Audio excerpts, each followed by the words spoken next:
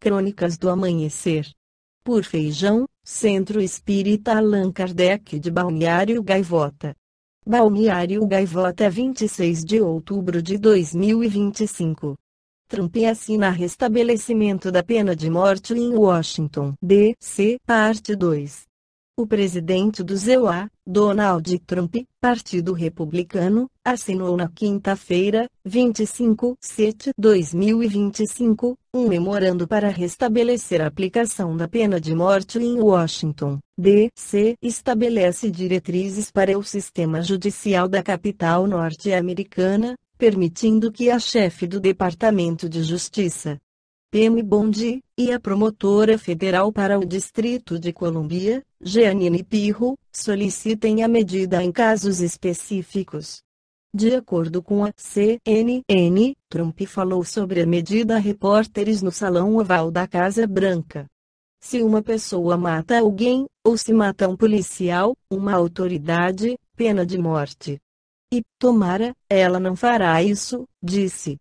Segundo o boletim da Casa Branca, o memorando presidencial afirma que as autoridades judiciais do Distrito de Colômbia poderão buscar integralmente as leis federais de pena capital para deter e punir os crimes mais hediondos na capital da nação. O documento determina que a pena máxima poderá ser solicitada em certos processos na capital dos EUA, embora não especifique quais tipos de crimes serão elegíveis para tal punição. Washington, D.C. aboliu a pena de morte em 1981. Assinei uma proclamação permitindo que a pena de morte seja aplicada em certos processos em Washington, D.C., afirmou Trump ao anunciar a medida. A decisão se dá em um contexto no qual o governo federal busca ampliar as possibilidades de aplicação da pena de morte em determinadas jurisdições. A Casa Branca justifica a medida como a parte dos esforços para proteger a segurança pública, afirmando que a aplicação da pena é uma ferramenta crítica para garantir que os piores criminosos recebam a pior punição. Em agosto, Trump mobilizou a Guarda Nacional e utilizou a seção 740 da Lei de Autonomia para, segundo ele, restaurar a lei e a ordem no Distrito de Colômbia, além de assinar uma ordem executiva para eliminar a fiança sem dinheiro em Washington, D.C. Na Revista Espírita de março de 1866, Allan Kardec apresenta mensagem sobre a lei humana do Espírito Bonami. Pai, na Idade Média e desde a era cristã, a legislação recebe do princípio religioso uma influência cada vez mais notável. Ela perde pouco de sua crueldade, mas seus móveis ainda absolutos e cruéis mudaram completamente de direção. Assim como a ciência, a filosofia e a política, a jurisprudência têm as suas revoluções, que não se devem operar senão lentamente, para serem aceitas pela generalidade dos seres a quem interessam. Uma nova instituição, para dar frutos, não deve ser imposta. A arte do legislador é a preparar os espíritos de maneira a fazer com que a desejem e a considerem como um benefício. Todo inovador, por melhores que sejam as intenções que o animem, por mais louváveis que sejam os seus desígnios, será considerado como um déspota, cujo jugo é preciso sacudir, se ele quiser se impor, ainda mesmo que por benefícios. Por seu princípio, o homem é essencialmente livre, e quer aceitar sem constrangimento. Daí as dificuldades que encontram os homens muito avançados para o seu tempo, daí as perseguições com que são abatidos. Eles vivem no futuro. Com 1 ou 2 séculos de avanço sobre a massa de seus contemporâneos, eles não podem senão fracassar e quebrar-se contra a rotina refratária. Assim, na Idade Média, preocupavam-se com o futuro do criminoso.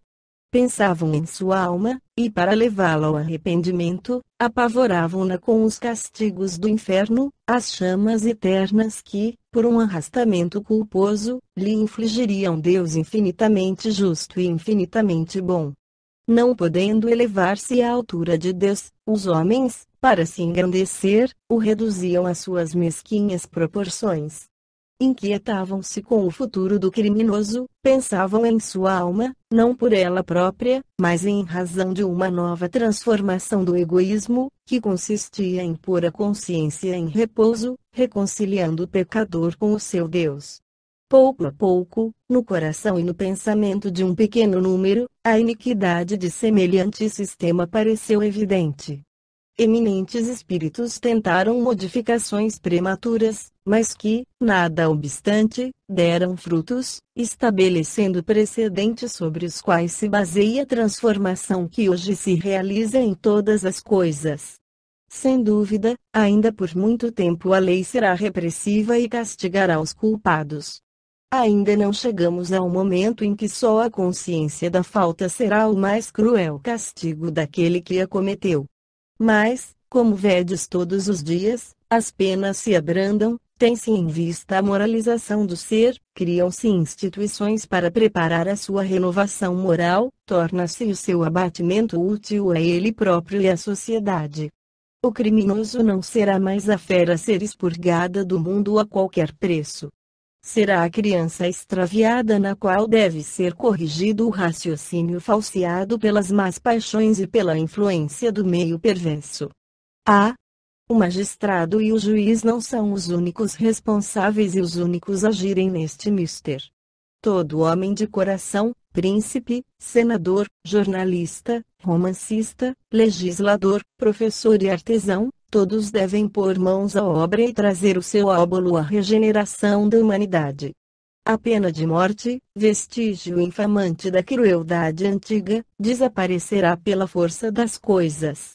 A repressão, necessária no estado atual, abrandar-se-á dia a dia, e, em algumas gerações, a única condenação, a colocação fora da lei de um ser inteligente será o último degrau da infâmia, até que, de transformação em transformação, a consciência de cada um fique como único juiz e carrasco do criminoso.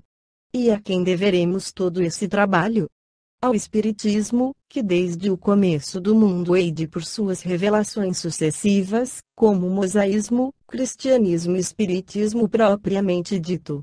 Por toda parte, em cada período, sua influência benfazeja salta aos olhos, e ainda há seres bastante cegos para não reconhecê-lo, bastante interessados para derrubá-lo e negar a sua existência.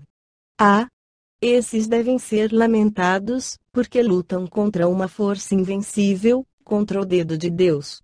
Esta foi a crônica do amanhecer de 26 de outubro de 2025. Por Alfredo Feijão Lopes.